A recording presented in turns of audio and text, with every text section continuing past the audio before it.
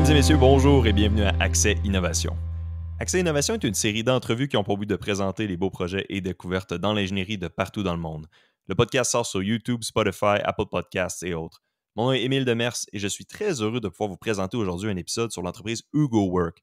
Située à Québec, HugoWork fabrique et conçoit depuis 2015 des systèmes de batterie lithium-ion pour véhicules industriels, notamment pour des chariots élévateurs. Donc pour cela, j'ai la chance d'avoir comme invité nul autre que l'ingénieur mécanique principal chez HugoWork, Marc-Olivier Lacerte. Marc-Olivier, bienvenue au podcast. Merci de m'inviter. Ça me fait plaisir, ce n'est rien. Donc, on aime toujours ça, c'est ça, inviter des gens, des gens qui font des projets maîtrise, des projets de doctorat. Et là, ça fait quelques fois qu'on invite des gens qui représentent des entreprises. Donc là, dans le cas de HugoWork, peut-être pour commencer, ça serait peut-être une bonne idée, je me disais, que si tu pouvais décrire un petit peu l'entreprise, qu'est-ce que ça fait HugoWork? Je l'ai mentionné rapidement dans ma description, là, juste pour Oui, commencer puis se mettre un peu dans le bain avant d'aller plus dans le détail. tout à fait. Mais avant de commencer, je veux juste dire que le monde est vraiment petit. J'ai écouté quelques-uns de tes podcasts que tu avais publiés pour voir un peu c'était quoi. Puis j'ai vu un ancien podcast, plutôt récent, qui parlait des embrayages magnétoréologiques avec Ouais? Jean-Sébastien Plante. Puis, dans le fond, Jean-Sébastien, ça a été mon directeur de recherche à la maîtrise. Très, très, très intelligent. Vraiment, Aïe, aïe. j'ai vraiment trouvé ça particulier que j'entends parler de ça. Puis ça m'a rappelé des bons souvenirs de Ben oui. Jean-Sébastien. C'est un homme incroyable aux mille vertus. Donc, pour C'est non mais HugoWork, hot, ouais. ouais. C'est nice, mais tu sais, c'est vraiment hot. Puis en passant, c'est ça, Jean-Sébastien, c'est une personne que je n'ai jamais eu la chance de rencontrer. Puis c'est ses étudiants, tu sais, que je connais un petit peu. Puis j'essayais de dire à Fred, là, quand j'y parlais, j'étais comme, tu sais, écris-lui, là. Puis tu sais, je disais, ça il tente de venir, là, il pourrait venir en parler, puis tout. Mais tu sais, je comprends que c'est quelqu'un de très occupé, comme beaucoup de profs. Ouais. Donc, Oui, en tout cas, on se très bon croise les doigts. vulgarisateur aussi. Mais ben Mais oui, OK, OK. Mais merci ouais, beaucoup d'avoir écouté un épisode. Excuse-moi, je t'ai coupé. c'est bien correct. Donc, en fait, HugoWorks, ça a démarré c'est une spin-off de l'Université de Sherbrooke. C'est Philippe Beauchamp et Rami Jarjour qui ont fait une maîtrise là, dans un incubateur à Sherbrooke qui s'appelle l'A7. Puis, ça n'avait pas trop où est-ce qu'ils se rendraient dans l'exercice. C'est un peu ça c'est un accélérateur vers... ça prend des gens motivés, puis ensuite, il suffit de trouver une idée, puis un écosystème pour que ça puisse aboutir à quelque chose d'intéressant. Puis, c'est à partir de ce spin-off-là qu'il y a eu l'idée d'améliorer en fait vraiment le sort des chariots élévateurs électriques. C'est un marché vraiment peu connu, mais c'est un marché c'était il y a quelques années quand on a commencé l'entreprise, c'était un marché vraiment désuet, obsolète. Ça faisait pas vraiment de sens compte tenu des technologies ou des avancées des batteries au lithium dans d'autres applications. Puis il y aurait vraiment eu une opportunité qui s'est présentée à Philippe puis Rami. Puis donc moi, je me suis greffé à eux là, en janvier 2015 avec Gabriel Pouliot, qui est mon ami de maîtrise en fait d'ailleurs.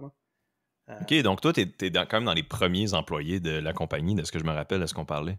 Tout à fait. Moi, en fait, il y avait une idée, il y avait même un brevet qui était en cours. Tu sais, l'idée était claire, mais le produit n'était pas du tout défini. Donc, quand j'ai joint en janvier 2015 avec Gabriel, donc là, on était quatre ingénieurs, 3 ingénieurs en électrique, moi, j'étais le seul en mécanique. Donc, on avait en fait tout à faire, là. Déterminer c'est quoi le produit. Il était même question d'avoir une flywheel. Donc, à ce moment-là, c'était une roue d'inertie. Il y avait même des idées de vouloir breveter ça. On a fait des prototypes fonctionnels. Ça a beaucoup évolué depuis. Mais ouais, non, j'ai fait partie depuis les débuts. Donc, j'ai eu la chance de voir l'entreprise grandir. Puis, s'élargir à un point où aujourd'hui, j'en suis extrêmement fier. Ben oui, c'est assez grand. Avant d'aller un petit peu plus loin, je veux juste mentionner que je considère que justement chanceux de pouvoir travailler à Québec ou que. Ben c'est sûr que c'est pas une ville absolument énorme comme Montréal, mais on est quand même chanceux qu'à Québec, il y a plein d'entreprises comme HugoWork qui ont des produits qui travaillent dans des industries, excuse-moi, extrêmement, pas extrêmement, mais quand même assez niche. Tu sais, bon, là, des batteries de chariot élévateur. Le dernier épisode du podcast, on avait, c'était avec Rhino Vision qui font des appareils de détection pour des inspections de regard. Donc, des trous d'égout et tout ça. Fait que je trouve ça vraiment cool. Mais là, avant d'aller plus loin, je suis juste vraiment curieux. C'est quoi l'affaire de la flywheel? Donc, vous développiez des batteries qui se rechargeaient par une genre de grosse roue d'inertie qui tournait? C'est quoi? J'en En, dirais, j'ai en jamais... fait, la vision, c'était que la flywheel, c'était l'organe de puissance. Un peu comme un condensateur, un équivalent d'un condensateur, sauf qu'il y aurait une durée de vie, aussi un coût. On avait des objectifs de coût assez ambitieuses. Et une durée de vie également plus supérieure. Donc, la flywheel aurait été l'organe de puissance. Parce qu'un chariot élévateur électrique, il faut comprendre que c'est que des points de puissance dynamique. Donc, lever une charge, descendre une charge, accélérer, freiner. C'est vraiment loin d'un profil constant, moyen, qui est doux. Donc, l'idée, c'était également d'avoir une batterie de petite taille. Parce que une batterie au lithium pourrait, dans la vision qu'on avait du produit, se recharger lorsque le cariste prend des pauses, va dîner.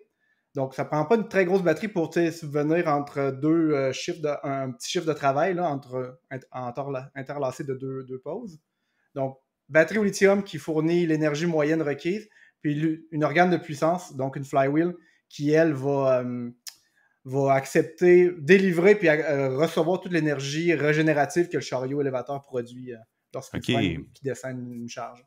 Fait qu'on récupère de l'énergie finalement quand il descend ou quand il fait des trucs qui lui en redonnent. Okay. C'est encore le cas aujourd'hui, malgré que la flywheel a été mise de côté. Il y a toujours du freinage régénératif qui se fait à la batterie. Là. Ça, OK. Ouais. OK, tu vois, c'était même pas une question que j'avais, mais c'est un aspect qui est quand même assez intéressant parce que, tu sais, bon, là, juste l'autre fois, j'étais dans mon ami, il y a je pense que ça s'appelle une Bolt ou une Volt, là, tu sais, les autos électriques de Chevrolet. Puis là, on descendait dans une côte, puis là, il me montrait un peu la régénération, comment ça s'affiche et tout. Puis je trouve ça quand même intéressant c'est quand même intéressant de pouvoir dire, juste quand tu descends une pente, tu recharges ta batterie, en tout cas. Bon, c'est une parenthèse. Mais là, il y a une affaire aussi que j'étais curieux un peu. Bon, tu nous as décrit un petit peu c'est quoi l'entreprise. Tu nous as décrit ensuite de ça, qu'est-ce que tu y fais généralement? Peut-être d'où tu as commencé dans l'entreprise, mais est-ce que ce serait possible de nous décrire? Justement, je pense que tu travailles pas mal dans les tests. Juste sommairement, avant qu'on aille un peu plus dans le détail, c'est-tu un peu ça que tu fais là-bas? Oui, en fait, je suis à la base un concepteur mécanique. Donc, mais on imagine qu'il y a une idée, il y a un besoin ou un problème qui vient à nos oreilles dans notre marché et que là, on réalise qu'il y a comme une opportunité de rencontrer, de régler le problème. Moi, je vais faire partie de l'équipe qui va concevoir du point de vue de la mécanique, là, parce que c'est une batterie en général, là, mais différents modèles de batterie, différentes tailles.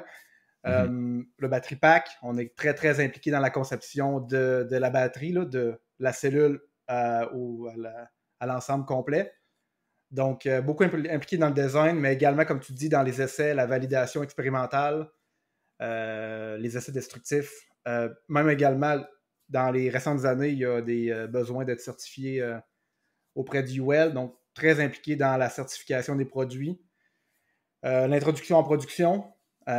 Aujourd'hui, on a la chance d'avoir une équipe d'ingénierie de production qui est plus importante et qui est présente. Mais dans les débuts, il n'y avait pas d'ingénierie de production. C'était la R&D qui en avait le dos large. Donc, on faisait également de ça. On le fait encore aujourd'hui, mais un peu plus en mode support. Vraiment, il y a une transition à l'ingénierie de production. Puis après ça, c'est vraiment, il y a un take-over vers les opérations et la production proprement dit. Ouais, c'est ça. L'entreprise a quand même assez grossi, j'imagine. C'est ça, en 10 ans. Ça fait même pas 10 ans, finalement. C'est ça qui est quand même intéressant là-dedans. Là. On voit une grande croissance de ça. Mais oui, bon, là, tu parles des produits, puis tu parles parce que là, ça, il y a quelques instants, tu as mentionné, c'est ça, par rapport aux différentes configurations des produits. Quand on parle d'une entreprise, peut-être que c'est un bon point de départ. Quand on a, dans le fond, j'essaie de trouver comme la bonne manière de formuler ça, mais on a une entreprise, on a des produits qui sont assez niches, bon, dans le domaine des chariots élévateurs. On veut innover, mais en même temps, on veut quand même réutiliser les concepts qu'on a. Puis c'est une question qu'on a soulevée justement dans le dernier épisode avec Rhino Vision. Puis lui, ce qu'il mentionnait, c'était avoir une certaine proximité avec les demandeurs, avec les clients, pour être sûr d'avoir quelque chose de cohérent, puis quelque chose donc pourquoi il y a vraiment un besoin. Mais tu sais, OK, on a une plateforme, vous avez une plateforme de batterie, vous avez des modules qui s'enlèvent puis qui s'interchangent. Mais là, on va faire une flotte de ça. Donc, en tant qu'ingénieur mécanique, c'est quoi un peu les défis reliés à ça, puis comment vous faites un peu pour répondre à ce besoin-là qui peut être très large? Oui. En fait, aux yeux du client, lui, notre catalogue de produits a quelques dizaines de produits. Puis, ce qui est important, parce qu'en fait, il faut comprendre qu'on est une entreprise qui est en forte croissance. Donc, on va presque à doubler nos unités produites chaque année. Donc, on peut se ramener quelques années dans le passé puis imaginer qu'on n'a pas des très grosses ventes. Là. mais on veut subvenir à un catalogue de produits qui est assez grand, donc plusieurs formats, plusieurs tailles, plusieurs poids de batterie. Ben, on ne peut pas commencer à avoir des modèles uniques ou des modèles spécifiques à chacun. Donc, ce qui a été un facteur de succès jusqu'à maintenant, ça a été d'uniformiser ou de concevoir un cœur unique et de découpler les contrepoids. On y reviendra, j'imagine, plus tard parce que pourquoi il faut mettre des contrepoids sur nos produits. Mais de découpler les contrepoids avec le cœur de la batterie, puis finalement faire beaucoup de réutilisation des composantes pour finalement alléger la charge de conception à chaque fois qu'on a un nouveau modèle à sortir. Donc ça a été vraiment un facteur de succès. Évidemment, ça ajoute un peu de complexité d'avoir cette approche-là. Éventuellement, quand il y aura des milliers de batteries à produire chaque année, on pourra re-questionner le besoin d'avoir des unités spécifiques qui ont peut-être plus de pièces pour finalement réduire le nombre de pièces parce que là, il y a une demande tellement grande dans chacun qu'on peut avoir un œil différent face à l'approche. Mais ça a été un facteur de succès de combler vraiment.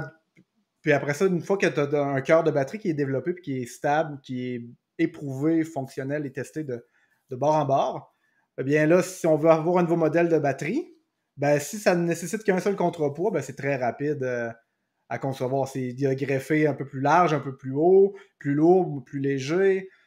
C'est vraiment, vraiment rapide. Puis aux yeux du client, ben, c'est un nouveau produit. Pour nos ventes, c'est un nouveau modèle, mais pour le groupe de mécanique, c'est un contrepoids seulement.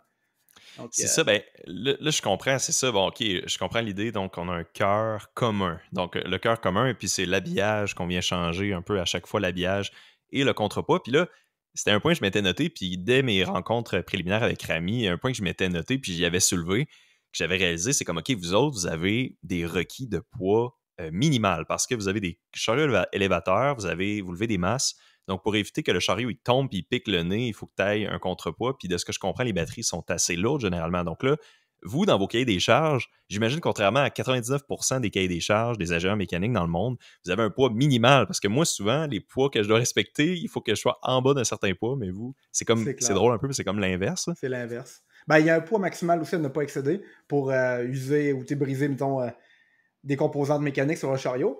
Mais en fait, il faut se ramener un peu en arrière. On imagine qu'il y avait le plomb acide qui était vraiment la seule technologie qui était utilisée pour les chariots élévateurs jusqu'à quand même tout récemment. Et d'ailleurs, il y a encore beaucoup de batteries plomb acide dans le marché. Okay. Puis, une batterie plomb acide, elle n'a pas une densité d'énergie très importante. Donc, pour rencontrer l'autonomie du véhicule, pour finalement rencontrer les opérations du client, ça prend une très, très grosse batterie, très lourde. Puis, les chariots élévateurs n'évoluent pas à chaque année. La migration du plomb acide vers le lithium n'a pas impacté la conception des chariots élévateurs du jour au lendemain. Donc, c'est beaucoup plus dans un mode rétrofit, rétro-compatible à quelque chose qui a été conçu initialement pour du plomb acide. Donc, oui, effectivement, il y a des poids minimums parce qu'en fait, également, quand tu offres une batterie au lithium, l'autre élément que je n'ai peut-être pas expliqué, c'est que la densité d'énergie du lithium-ion est beaucoup plus élevée, donc beaucoup plus léger pour la même énergie utilisable par le chariot. Donc, ça fait des unités plus petites. Donc, après ça, ben, il faut combler le trou. Là. Ouais, avec la masse. La masse du dead weight quasiment. Là. Ah, c'est un poids mort. C'est littéralement du poids mort qui n'a aucune autre utilité. C'est quoi, vous mettez peut-être pas des poches de sable, là, mais c'est quoi du non, plomb, ben, c'est assez dense, là, justement? Non, parce que nous, en fait, Hugo Work, on est un des seuls, peut-être même le seul manufacturier à offrir une solution avec un chargeur intégré. On y reviendra probablement plus tard, plus en détail. Mais parce qu'on a un chargeur intégré, on a beaucoup d'espace dans la batterie qui est requise pour les chargeurs et d'autres composantes qui sont utilisées parce qu'on a des chargeurs intégrés. Donc, finalement, ça laisse pas tant d'espace pour imaginer un contrepoids, disons, qui n'aurait pas une très grosse densité, là, comme du béton, ou on pourrait exclure ça parce qu'on ne va pas rencontrer le volume. Parce qu'aussi, on a des requis de volume à ne pas excéder. Donc, c'est drôle à dire, mais à la fin d'une conception d'un nouveau produit, ça va vraiment se jouer sur les millimètres. L'ajout de l'acier, puis les dégagements pour avoir les jeux fonctionnels, malgré qu'on s'imagine que c'est des poids morts, puis qu'il y a de l'espace. En veux-tu t'en as-tu? En v'là? Non, c'est pas ça du tout. Donc, l'acier ou la fonte même est un peu moins dense. Donc, d'ailleurs, quand on a converti des contrepoids qu'on avait en plaques d'acier sous des lasers peinturés par de la fonte, eh bien, on a dû manger un peu dans les marges sur les jeux fonctionnels, même vraiment repenser certains éléments parce que la fonte, elle a peut-être quelques pourcents de moins de densité. Ça a une grosse incidence. Wow, Donc, la fonte, l'acier, c'est pas mal les seuls matériaux aujourd'hui qu'on peut se permettre pour du poids mort. Là. Wow, OK. Fait que là, ouais, c'est ça. Puis la fonte, sais-tu que c'est moins dense à cause qu'il y a peut-être des petites bulles d'air, des petites porosités, peut-être qui font que c'est à cause de la manière que c'est coulé ou on sait-tu pourquoi? C'est peut-être une question par Je rapport. sais pas, en fait. Ben oui, il peut y avoir des porosités, mais je crois pas que ça explique le pourcent, autant de pourcents de moins de densité. C'est une bonne Ouais. question, en fait. Je sais pas prêt à cette. Ce que je Excuse-moi. sais, c'est que c'est moins dense, puis que la Excuse-moi. conception des joints, des Ouais. boulons, tout ça, il faut vraiment veiller à ce que. Puis même la fabrication est complètement différente. Les angles de démoulage, Ouais. il y en a quand même dû retravailler beaucoup le contrepoids pour le rendre moulable avec de la fonte. Mais. Ben, je comprends, mais c'est quand même surprenant, effectivement, que juste de changer de procédé a fait ça. Puis j'imagine que vous êtes allé vers de la fonte pour optimiser un peu les coûts, pour faire avoir Ouais, plus de volume par la rapport réduction de à vos coûts, contrepoids. exactement. C'est un Euh, exemple parfait ouais. au départ. On ne pouvait pas imaginer de la fonte couler parce que, également, on a des petits volumes de fabrication il y a quelques années, mais aussi on a des. L'avantage, c'est qu'on a une vélocité, on a une agilité en tant qu'entreprise. Donc, on ne peut pas prendre un an et demi pour concevoir un produit au début d'une entreprise. Sinon, l'entreprise va mourir. Pas de revenus, tu ne peux pas payer des salaires. Donc, on ne pouvait pas se permettre de réfléchir ou même de travailler sur des procédés ou des fournisseurs qui sont un peu plus loin, des procédés qui ont des coûts d'outillage, parce que tu veux une agilité dans la conception, tu veux une vélocité très rapide, tu veux des fournisseurs locaux, idéalement. Donc, mais là, aujourd'hui, tu vois-tu, c'était différent parce que les volumes de ce produit-là augmentaient et là, c'était plus économiquement. C'était logique de changer à quelque chose C'était rendu de plus logique. économique. Ouais. OK, ouais, excuse-moi. Puis, OK, ouais, puis justement, un peu par rapport à quand tu parles de, OK, t'as une entreprise naissante, t'essayes d'identifier vraiment un produit qui est vraiment ciblé sur les requis, t'as pas énormément de volume, évidemment, au début. Est-ce que tu peux nous parler un petit peu de l'identification du besoin pour une entreprise comme HugoWork, avant qu'on aille un petit peu plus dans le détail du fonctionnement de l'appareil? Tu sais, vu que c'est assez niche, je sais que découle peut-être plus des fondateurs, Ami et Philippe, je pense que tu mentionnais. Mm-hmm. C'est d'où c'est venu un peu ce besoin-là. Tu me parlais, bon, au début, il y avait des batteries au plomb qui étaient peu efficientes. On a ensuite de ça des chars élévateurs qui est important de mentionner que vous ne fabriquez pas les chars élévateurs. Vous êtes un peu dépendant de cette technologie-là et de ces fournisseurs de chars élévateurs-là. Oui. Mais en fait, le besoin exprimé, en fait, le client avait un besoin et qui était capable d'exprimer, mais il y avait énormément de problèmes. Les problèmes étaient très visibles. Ce qui est probablement un des facteurs de succès euh, au départ de l'entreprise, c'est que Rami et Philippe sont allés voir les problèmes et avaient un œil nouveau. En fait, n'avaient pas tout le bagage de fabricants de batteries au plomb ou n'étaient pas imprégnés de la réalité du marché. Donc, et moi, je m'inclus à certains moments quand j'ai joint, on est arrivé avec un œil complètement nouveau. Donc, la sphère de solution pour nous était très logique parce qu'on n'avait pas les paradigmes que d'autres fabricants ou que les gens dans le marché avaient. Donc, en fait, le problème était très clairement identifié. C'est les opérateurs de chariots élévateurs électriques avec des batteries au plomb qui travaillent fort, plus de 2000 heures par année et plus, ils ont énormément de problèmes. Les problèmes parce que, un, ils n'ont pas la visibilité sur le statut de leur batterie, son état de santé. Il n'y a pas un indicateur qui dit ta batterie va pouvoir être utilisée jusqu'à tel moment. Après ça, il faut que tu penses à la remplacer. Et c'est pas du tout ce fonctionnement-là. L'entretien est requis. Il faut remettre de l'eau dans des batteries au plomb acide. Ah ouais. Ouais, donc le pH. Et Ah, on peut OK. imaginer c'est pas les gens qui ont des entrepôts qui ont besoin d'un chariot élévateur et d'une batterie pour mouvoir le chariot élévateur, ils sont pas experts en batterie. Et puis, eux, leur objectif, c'est de déplacer des palettes, remplir des camions. Pour eux, la batterie, c'est un mal nécessaire. Puis, de devoir l'entretenir, mettre de l'eau, regarder le pH, c'est pas quelque chose qu'ils aiment faire puis dont ils sont experts à faire non plus. Donc, ça dégrade la durée de vie énormément de la batterie. D'office, faible durée de vie de batteries plomb-acide lorsqu'on les utilise dans des environnements sévères, donc à chaud, même à froid, de façon très, très, très constante, puis beaucoup de 1, 2, 3 chiffres par jour répétés dans l'année. Très signe de problème.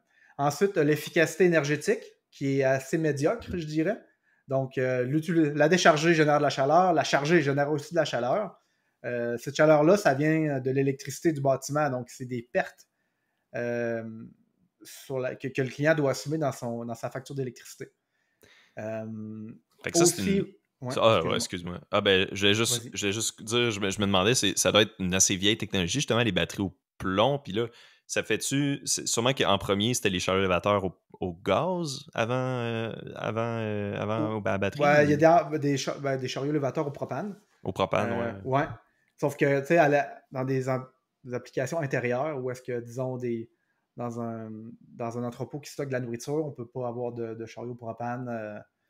Des chariots élévateurs extérieurs, il y en a encore, oui, au propane. Mais même, vois-tu, il y a des règlements qui vont passer en Californie, donc, sous peu, d'ici, je pense, un an ou un an proche, là, qu'il y a des demandes ou des obligations de migrer de chariots propane vers l'électrique. Donc, ouais. Ça devrait vous aider beaucoup, j'imagine. Ça devrait, oui, c'est le fun quand même. Des chariots de plus grosse capacité, c'est des batteries 80 volts aussi, donc c'est effectivement le cas. Puis aussi, dans le fond, il faut imaginer qu'une batterie au plomb, il y a plusieurs modèles disons, d'affaires avec un chariot qui est électrique avec des batteries au plomb. Mais pour la plupart des utilisateurs, on parle de manipulation quotidienne. Donc, il faut sortir la batterie quand elle est déchargée. Il faut en mettre une batterie qui est chargée. La batterie qui est sur la charge va produire beaucoup de chaleur. Il faut après ça qu'elle refroidisse. Toute cette logistique-là amène beaucoup de problèmes. Et en fait, un point à non négliger non plus, c'est que charger une batterie au plomb produit de l'hydrogène. Donc, ça prend une salle à batterie qui est dédiée, qui est ventilée. Et ça, pour un client, ça lui enlève du pied carré qu'il utilise normalement pour ses opérations, là, entreposer ses biens services. Là, on lui demande de mettre une salle à batterie pour lequel il n'est pas vraiment du tout intéressé à avoir. Donc, c'est tout ça combiné ensemble fait que il y avait vraiment une demande pour une meilleure solution, le batterie au lithium Igor.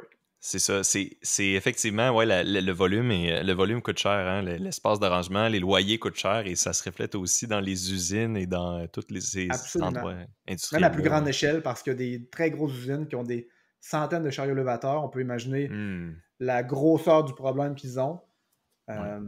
Oui, absolument. Tu sais, est-ce que, ben là, on a mentionné qu'on parlait, ben là, justement, là, qu'on parle, mettons, d'une usine, on parlait tantôt les chariots élévateurs qui sont powered par le propane. Je me demandais, puis ça m'a juste fait penser, est-ce que vous avez des entreprises comme clients qui, eux, ont des requis particuliers qui font en sorte que vous avez des requis à appliquer sur vos batteries? Puis là, par exemple, quand je t'avais posé la question au début, quand on s'était rencontrés, je t'avais demandé pour le food grade, par exemple. Parce que là, OK, du propane, tu peux pas avoir ça dans une usine de nourriture, mais mettons des batteries, on s'entend que des fois de l'acide de batterie où il y a peut-être des composants dangereux ou, puis là, tu m'avais peut-être t'as fait allusion, je pense, à une protection contre les environnements explosifs. Fait que là, tu sais, y a-tu des requis comme ça qui entrent en ligne de compte, des requis spéciaux qu'on s'attendrait pas de ça? Ben, en fait, je t'avais peut-être mentionné, on n'opère pas vraiment dans les environnements explosifs. Ah, ok, excuse.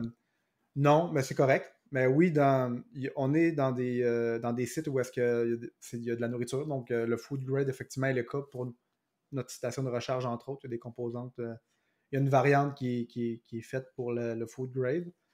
En général, je dirais que le type de client, le type de milieu,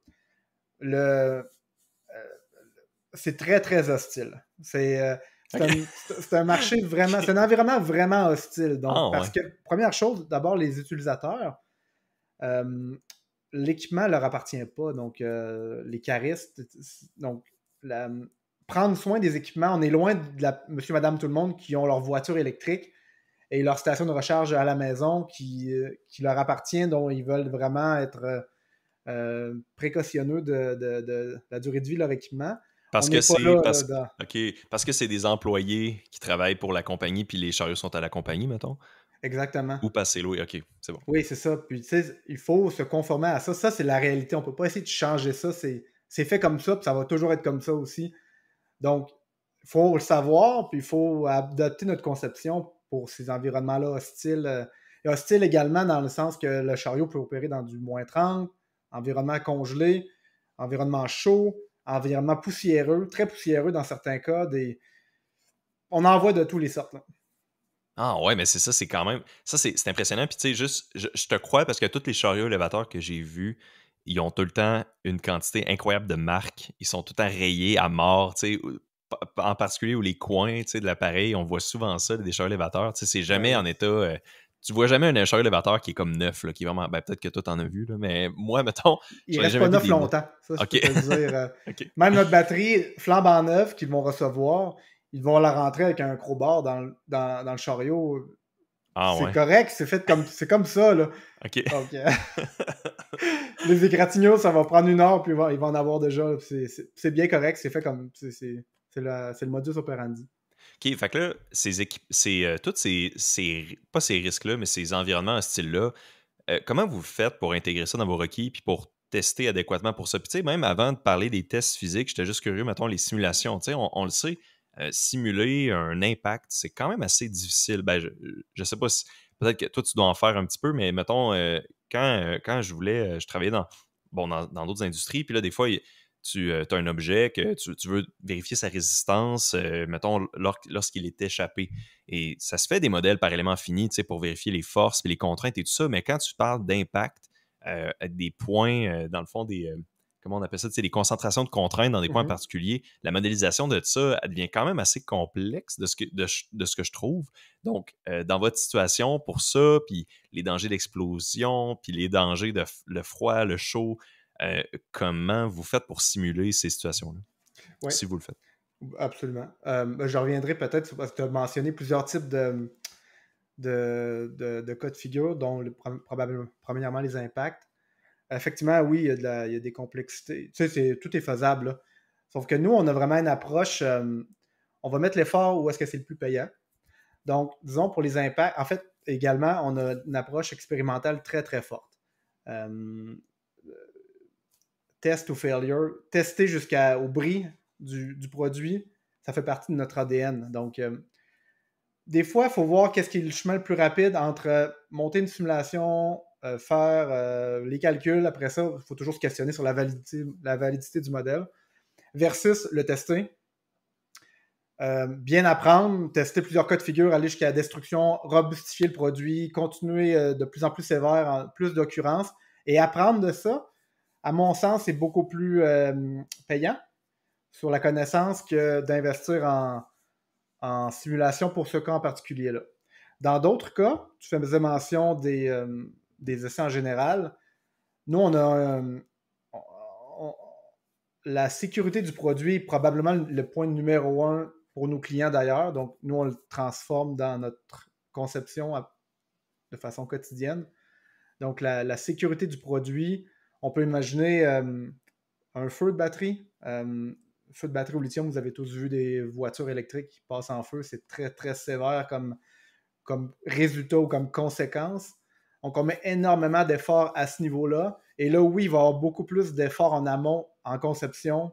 Il y en a aussi tout autant en essai, mais on a beaucoup plus d'avantages à travailler dans le monde virtuel, à faire des simulations thermiques. Par exemple, une cellule aurait, pour quelconque raison que ce soit, partirait en feu. Où va la chaleur, la température des composantes adjacentes, finalement pour répondre à la question, est-ce que ça demeure sécuritaire ou est-ce qu'il y a une propagation ou une cascade de feu aux autres cellules? Oui, non. Combien de temps ça prend? Comment on peut éviter complètement qu'il y ait de propagation en général? Donc, ça, dans le monde de la simulation, c'est très pertinent. Ça serait très, très lourd à faire en essai. Mais on le fait également en essai. Puis on a une approche vraiment où est-ce que les essais vont accompagner très tôt dans le processus de conception parce que c'est important. C'est là qu'on a le plus d'impact, c'est au design. C'est pas à la fin, quand le produit est conçu, même certifié, qu'on veut s'imaginer dire on veut changer des choses puis rendre le produit meilleur vis-à-vis de la sécurité. C'est au design. C'est au Donc, début. c'est au début. C'est là que c'est le plus rapide, c'est le plus payant parce que tu as le plus d'impact sur le résultat. Donc, j'imagine qu'on pourra peut-être en revenir ou c'est peut-être le moment d'en parler pour les essais de feu. Oui. Finalement, on a une approche très, très expérimentale où est-ce qu'on va, on va vouloir comprendre et être impliqué fortement dans ce type d'essai-là pour finalement comprendre qu'est-ce qui se passe. Par exemple, parce qu'en fait, c'est comme dur à répliquer une cellule qui aura un défaut ou qui prendra en feu. On ne peut pas initier ça. Donc, il y a une technique pour initier un emballement thermique d'une cellule. Il y a plusieurs techniques qui existent. Les techniques n'ont pas tous le même résultat et ça affecte généralement également toute la séquence des événements après. C'est même une complexité dans les essais où est-ce qu'on veut, disons, reproduire quelque chose, mais le test n'est pas nécessairement représentatif d'une réalité. Donc, ça, c'est à prendre en... Ouais. Oh, excuse-moi. Oui, je trouve ça juste drôle parce que en même temps, c'est une bonne affaire que ça soit tough à répliquer, j'imagine, pour vous. Là. Ça veut dire que vos équipements sont vraiment rugged, sont vraiment solides, puis c'est du béton, entre guillemets. Là. C'est difficile à faire des modes de défaillance. Fait que là, OK, ce que je comprends de ce que tu dis, c'est que ça, des fois, OK, on veut tester tel phénomène, puis là, qu'est-ce qui arriverait si le feu prendrait par hasard dans telle batterie, puis que là, ça pourrait se propager, mais là, tu fais, OK, comment on fait réellement pour causer ça? Tu sais, je t'en parlais, je pense, la dernière fois qu'on s'en était parlé, je voyais des vidéos, des fois, tu vois ça, des vieilles PSP, là, ou des vieux appareils électroniques qui sont sortis des garde-robes, et là, la batterie est toute gonflée, là, puis je sais pas si c'est la même technologie de batterie, et là, ça fait tout exploser le case. Puis on dirait que c'est un peu une technologie mystérieuse pour moi parce que ces conditions-là qui génèrent ces problèmes-là sont vraiment pas claires. Tu sais, on connaît toute l'histoire du Samsung, je pense que c'était le Note 7 qui avait pris en feu dans un avion puis qui a déclenché, niveau réglementaire, de ce que je comprends, toutes sortes de ramifications pour la sécurité en transport aérien des batteries. Puis ça a dû avoir un impact dans votre quotidien. Fait que là, comment tu pourrais-tu nous partager ou peut-être qu'en même temps, tu peux pas partager parce que peut-être c'est secret professionnel ou peut-être que c'est peut-être que vous voulez pas que les gens utilisent des batteries comme des bombes ou des appareils explosifs, mais comment vous faites pour initier ça, des débris dans des batteries comme ça? Ben, ça, c'est quand même de la littérature connue. Donc, je pense que la façon qu'on le réalise, je ne parlerai pas de choses confidentielles, ça c'est clair, mais je peux quand même parler des grands principes et des facteurs de succès chez nous vis-à-vis de ce qu'on peut voir ailleurs.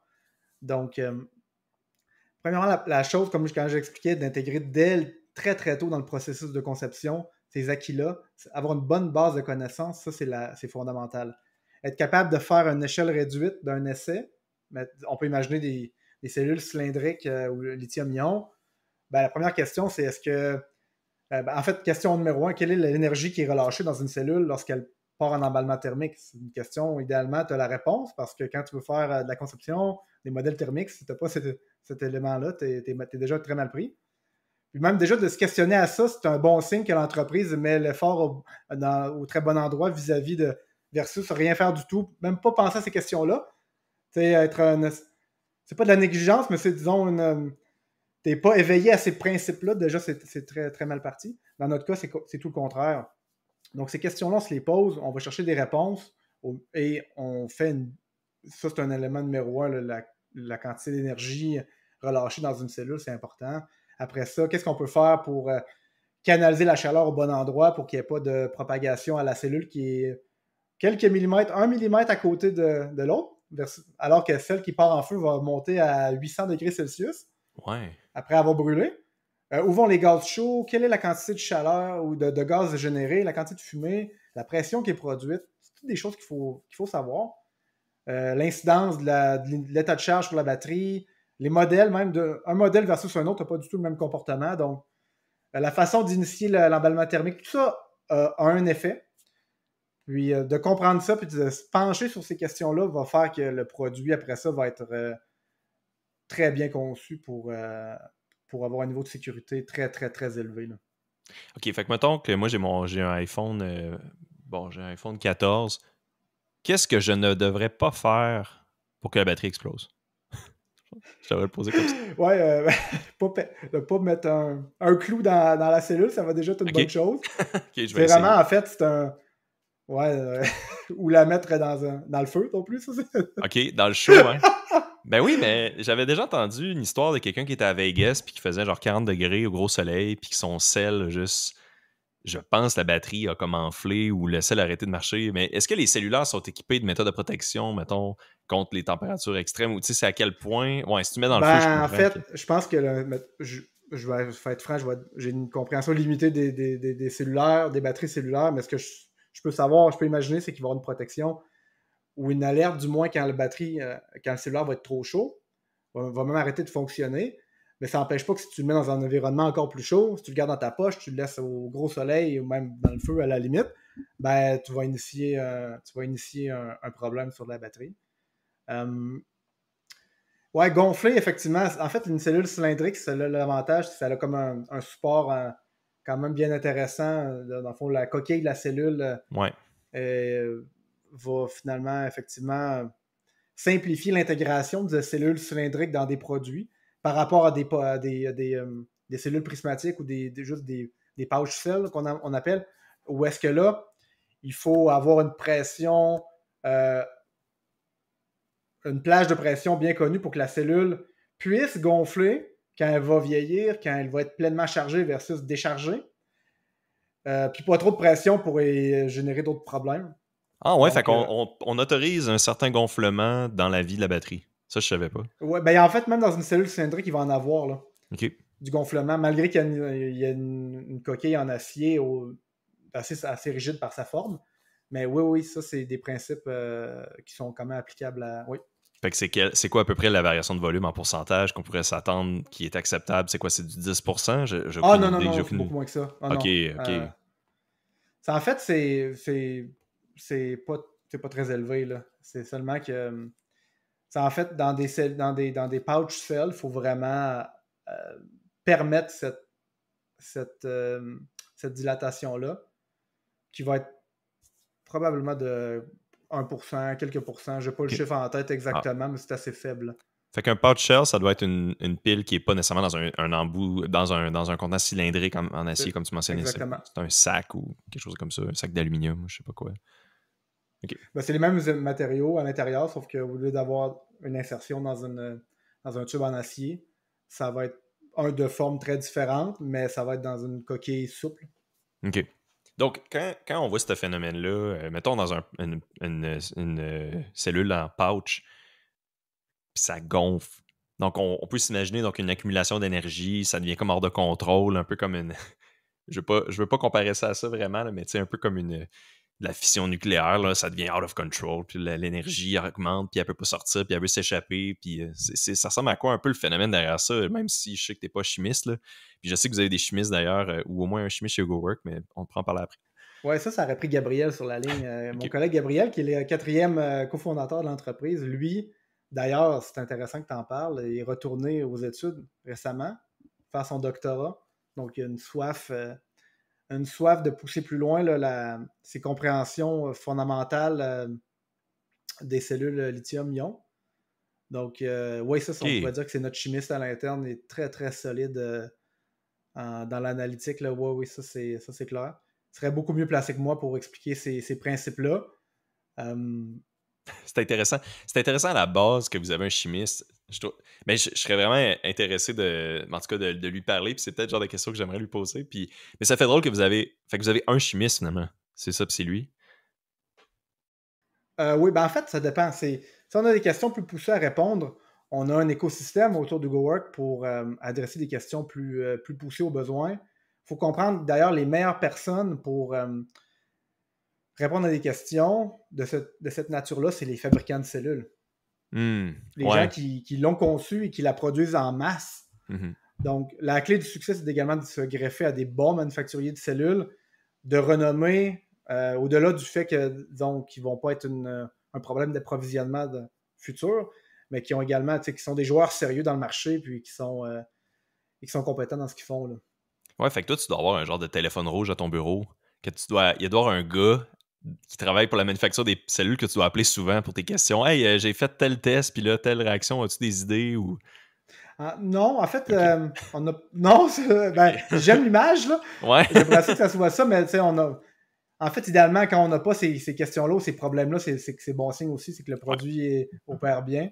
c'est vrai. On n'a pas à se rendre jusque-là. C'est plutôt de l'accompagnement, souvent dans les débuts, lorsqu'on veut, disons, on se questionne sur des nouveaux modèles de cellules ou on, on veut développer un nouveau produit qui aurait des caractéristiques d'opération un peu différentes. Ça va être en amont dans le processus qu'on va devoir avoir ces questions-là, mais non, c'est pas. Il n'y a pas le téléphone rouge qui sonne à tous Non, les mais tu sais, jours. Là. des fois, il y a de l'équipement électronique. C'est juste une parenthèse. Bon, moi, je suis en mécanique, OK, je suis pas en électronique, mais des fois, il y a de l'équipement électronique qu'on veut asservir dans les emplois que j'ai eus. Et là, ce qui arrive, c'est que l'ingénieur électrique, il regarde la documentation qui est fournie avec l'appareil, mettons un moteur électrique, puis la documentation n'est pas complète, ou il y a des problèmes avec le moteur, il y a des problèmes, des choses qui se passent pas comme il devrait. On dirait que ça arrive tellement plus souvent que là, les ingénieurs électriques, mettons, rappellent les fournisseurs pour des questions comme ça que, mettons, en mécanique, moi, j'ai à faire. Tu sais, c'est le genre d'affaires que c'est un système assez complexe, ça, tu sais, une carte électronique, puis là, c'est OK, tel circuit, comment ça marche, tel code d'erreur, c'est quoi. En tout cas, C'est c'est juste effectivement, oui. une Mais pensée que j'ai, c'est je un bon sais point pas. que tu le mentionnes. C'est peut-être aussi pour ça qu'on a une aussi bonne maîtrise de notre produit. C'est qu'on est les concepteurs des cartes électroniques, on est les concepteurs du BMS. Donc, je peux imaginer la question que tu as, puis les éléments que tu mentionnes quand, advenant le cas qu'on aurait acheté un BMS d'une tierce compagnie pour laquelle il y a des éléments qui sont plus ou moins bien compris ou que l'intégration avec notre produit est mal comprise, mais quand on est les concepteurs des BMS, ça va très très bien. Concepteur du battery pack, de la cellule à l'ensemble complet, on comprend très très bien les enjeux de sécurité, comme je te mentionnais, la performance, veiller à ce que toutes les cellules vivent également de la même façon, donc voient les mêmes températures. On peut imaginer une grosse batterie, il peut avoir plusieurs milliers de petites cellules 18650. Et il ne peut pas avoir des cellules qui sont à 14 degrés plus chaudes que d'autres. Elles ne vont pas vieillir à la même vitesse. Ça va amener des problèmes. Donc, on veut que ça soit uniforme. Pareil pour le courant. On veut que les courants soient. Chaque cellule ait le même environnement vu que ses confrères. Ça donne plus de chances pour avoir la plus grande durée de vie que ce soit, de par notre modèle d'affaires aussi qui est du Energy as a Service. Euh, Certains de ces équipements-là nous appartiennent, donc on a tout avantage à ce que ça vive longtemps. T'as mentionné BMS. C'est-tu Battery Master System? Battery Management System, Ah, j'étais pas loin. J'étais pas c'est loin. pas loin. C'est Nice. assez OK. simple, en fait, une batterie. Il y a 5 choses à faire à prévenir. Les fonctions primaires du BMS, c'est d'éviter euh, surcourant sur les cellules, surtension, surtempérature, euh, sous-tension, sous-température. Donc, c'est 5 choses à faire. Après ça, il y a tous les systèmes périphériques, donc les éléments chauffants qui vont être asservis parce que lorsque les batteries opèrent dans des environnements congelés, il faut chauffer les batteries. Il y a aussi, on a des chargeurs intégrés dans le produit, donc il y a toute la communication avec les chargeurs. Il y a des capteurs de courant, des contacteurs, un buzzer, un élément sonore, un HMI, plusieurs autres affaires qui sont en périphérie des 5 fonctions de base pour la batterie. Fait que ouais, ça me semble être quand même des systèmes assez complexes. Et puis là, je pense que ce qu'on parle là, c'est peut-être une belle opportunité pour rentrer peut-être un petit peu plus dans le détail des produits que vous offrez parce que tu en as parlé un petit peu tantôt, par exemple, toute la question du système intégré, de la recharge intégrée. En particulier, ce que j'aimerais commencer en lien avec ce point-là, c'était que dans le fond, bon, c'est ça, vous offrez des produits à des clients, mais ces clients-là utilisent vos produits avec des chariots voyons, j'ai de la misère à parler, là, mais qui sont pas vraiment à vous. Là. Tu sais, le chariot élévateur, c'est pas votre design, c'est pas votre produit que vous Pas du vendez. tout. OK, c'est ça. Donc, des fois, j'imagine que ça doit peut-être être un peu tricky à naviguer la responsabilité s'il y a des problèmes qui arrivent. Mais là, de ce que tu me dis depuis tantôt, j'ai l'impression que vous faites vraiment bien votre travail et qu'il n'y a pas vraiment de problème qui arrive parce que vous testez bien et vous êtes très robuste dans votre design. Mais des Mais en fois, tu fait, sais... ouais, Ouais, voilà. ben, en fait, oui, il y a Question la ouverte. portion robustesse du produit, mais il y a fait un des piliers de GoWorks, c'est qu'on a proactive expertise. Donc, même également, on n'a pas peur de. En fait, les problèmes des clients sont au cœur de notre entreprise, puis ce qu'on veut, c'est d'offrir des solutions. Donc, quand tu mentionnes qu'effectivement, la batterie et le chariot sont deux unités différentes, et on peut imaginer quand, dans l'architecture des autres solutions qu'on voit sur le marché de batteries au lithium, il y a des chargeurs externes, eh bien, il est quand même assez commun que ces systèmes-là ne fonctionnent pas bien ensemble et qu'il y a des problèmes. Et là, c'est le jeu du hey, c'est la faute à tel équipement. Non, c'est pas ma faute. C'est la faute du chariot. Non, c'est la faute du chargeur. C'est la faute de la batterie. Finalement, lui, le client, il a des problèmes. Son chariot est a arrêté de fonctionner. Puis la seule chose qu'il veut, c'est pouvoir fonctionner. Donc, Hugo Work, on n'a pas peur du tout de régler les problèmes. Puis d'avoir les chargeurs intégrés, c'est un élément de succès fort important parce qu'on a le contrôle de ce sous-système-là. Puis on veille à ce que ça fonctionne pour le client. Pareil pour le chariot, quand il y a des problèmes entre les deux, on n'hésite pas à se déplacer. En fait, également, on a beaucoup de télémétrie sur la batterie, donc ça nous aide également en fait, à avoir un état des lieux, savoir qu'est-ce qui se passe. C'est quoi on va faire un diagnostic. Déjà, c'est beaucoup plus facile quand tu sais quel était l'état avant, puis quel est l'état maintenant. Puis après ça, on va vraiment avoir un support vraiment très, très, très serré avec le client pour veiller à ce qu'il puisse opérer le plus rapidement possible et qu'il y ait le moins de downtime possible. Ça a été, c'est encore aujourd'hui un facteur de différenciateur énorme pour nous. Là. Ouais, c'est... c'est tout le... On dirait que ça rentre un petit peu dans toute la notion que je m'étais fait mentionner par ami, là, je crois, Energy as a Service, que vous vendez quand tu parles de télémétrie. Là.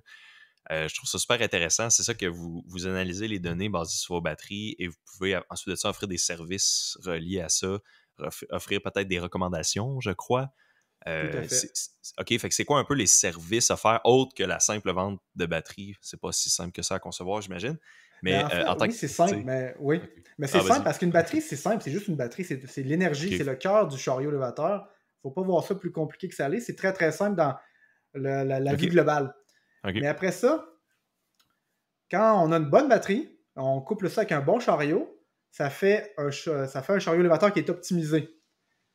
Puis quand après ça, on a une flotte de chariots élévateurs optimisés, on est capable d'avoir un écosystème qui est beaucoup plus efficace, beaucoup plus performant. Puis lorsqu'on a après ça une vue sur le fonctionnement de ces unités-là, on est capable d'optimiser les opérations du client. Donc, réduire la flotte de chariots euh, pour faire le même travail. On est capable de voir qu'il y a des chariots qui sont moins utilisés que les autres à des moments bien précis. On peut, améliorer les opérations pour qu'ils puissent augmenter sa productivité ou relocaliser certains de ces chariots qui sont moins utilisés pour qu'ils puissent faire le même travail avec moins d'équipement. Très, très important. C'est un élément différenciateur aussi pour nous. Même après ça aussi, donner un peu l'autonomie restante. En fond, informer ça, c'est pas le cariste, c'est plutôt disons, le chef le chef de l'usine ou celui qui va finalement le chef de corps qui va veiller aux opérations de l'entrepôt.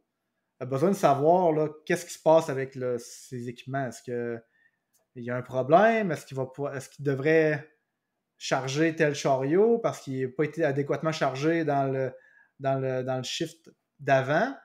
Est-ce qu'il va manquer d'énergie auquel cas il doit prendre action? Est-ce qu'il y a des chariots qui sont simplement hors fonction pour le moment? Tout ça, c'est intéressant. Puis pour lui, il a énormément de valeur pour maximiser ses opérations. OK. Fait que c'est cette analyse-là qui les impacte. Fait que je vois un peu l'offre de service là-dedans. Puis en tant qu'ingénieur mécanique principal, est-ce que ça a un impact dans ton quotidien? Ou peut-être pas vraiment, vu que toi, tu es peut-être plus dans les tests et tout ça? Pas dans mon quotidien, nécessairement, non. En fait, dans le niveau de robustesse, de fiabilité de la solution, moins de bris de l'équipement, mieux les opérations du client vont être. Donc, ce serait plutôt à ce niveau-là. Ça, c'est vraiment le département de Customer Success qui vont veiller à ce que les clients aient puis même, en fait, on a un portail qu'on a relâché il y a récemment, qui est Yugo Pilot, qui finalement vient donner un peu les clés ou une vision directement aux jeunes chez nos clients, plutôt que ce soit nous qui puissions, disons, faire le traitement des opérations, donner une vue sur, disons, l'inactivité de ces chariots, des métriques qui, lui, sont utilisées quotidiennement.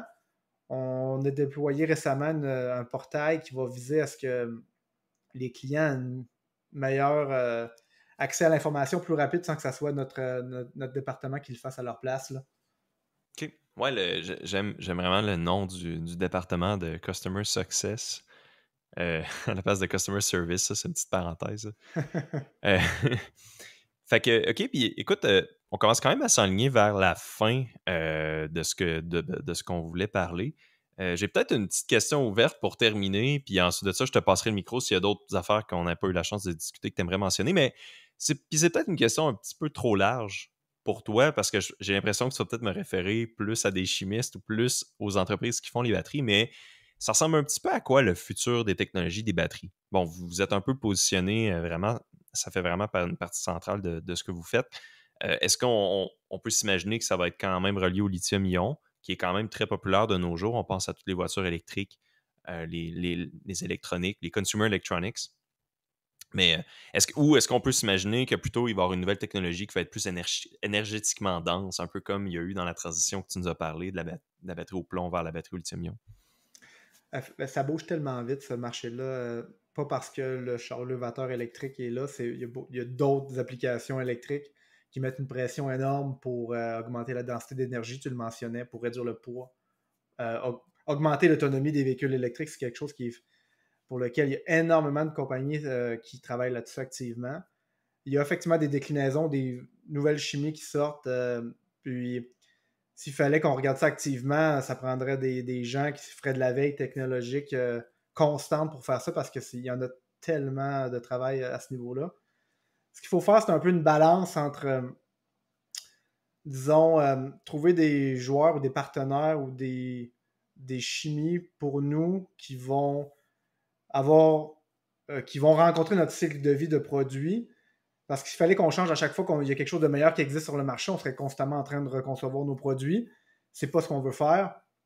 Donc, trouver un peu une juste balance entre est-ce que ça nous satisfait, est-ce que ça rencontre nos objectifs de prix, la pérennité de l'approvisionnement dans le temps, est-ce qu'il y a des alternatives d'approvisionnement, puis les formats. Il y a tellement de questions qu'on peut se poser que je pense que c'est un peu une réponse, c'est un peu tout ça ensemble. Oui, en fait, il y a énormément d'avancées dans ce marché-là. Puis je pense que Gabriel, son objectif, c'est justement de bonifier sa compréhension qui va venir la nôtre parce qu'il va être encore avec nous après, je le souhaite. Augmenter notre compréhension des mécanismes de vieillissement et de modélisation, mais aussi de comprendre un peu dans l'éventail, qu'est-ce qui existe, puis est-ce qu'il y existe d'autres choses d'encore mieux ou qui s'en viennent qu'on va pouvoir bénéficier dans le futur, là. Ouais, tu me l'avais mentionné, tu sais, quand on s'en parlait, que par rapport au. Puis en fait, je reviens un petit peu sur ce que tu disais, mais tu sais, par rapport aux chariots élévateurs, tu sais, bon, vous ne les fabriquez pas, c'est, mettons, des compagnies, je pense, comme Honda qui en fabriquent. C'est sûr que eux. Toyota, Hyster-Yale, Raymond, Crown, oui, Il y a beaucoup, il y en a beaucoup. il y en a beaucoup. Puis là, vous essayez de faire un produit qui est compatible avec tout ça. Puis là, eux, en même temps, ils doivent évoluer un peu leur technologie, ils doivent évoluer leur chariot élévateur. Fait que, tu sais, ce lien-là, de ce que tu m'avais dit, de ce que je me souviens, tu m'avais dit que, bon, ben, les produits, de leur côté, évoluent pas énormément rapidement. Ça vous laisse quand même de la latitude pour évoluer vos produits en parallèle puis en symbiose avec eux. Je sais pas si c'est une belle manière de représenter ce que tu as dit la dernière fois. C'est sûr que les manufacturiers de chariots, c'est des très grosses compagnies. Ils n'ont pas l'agilité ou la vélocité que nous, on a. Par contre, c'est sûr que dans le futur, il faut, à mon avis, il faut ne pas seulement viser de faire des rétrofits chez des clients.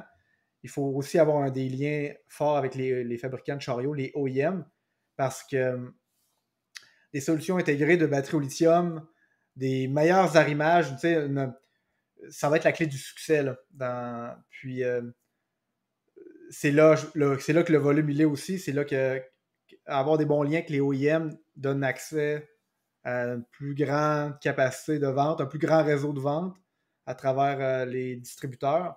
Donc, on a tout à notre avantage d'être à proximité d'eux, puis de les supporter dans leurs demandes. Mais c'est sûr qu'effectivement, on se rend compte que c'est des grosses compagnies, des grosses corporations qui ont qui bougent pas très rapidement. Mais quand ils bougent, par contre, ça, c'est pour le mieux. Puis, il y a du volume associé et on sait qu'il y a de la pérennité après. Donc, c'est à notre avantage d'avoir également le focus là-dessus sans jamais perdre de vue le client ultime. Puis, ouais.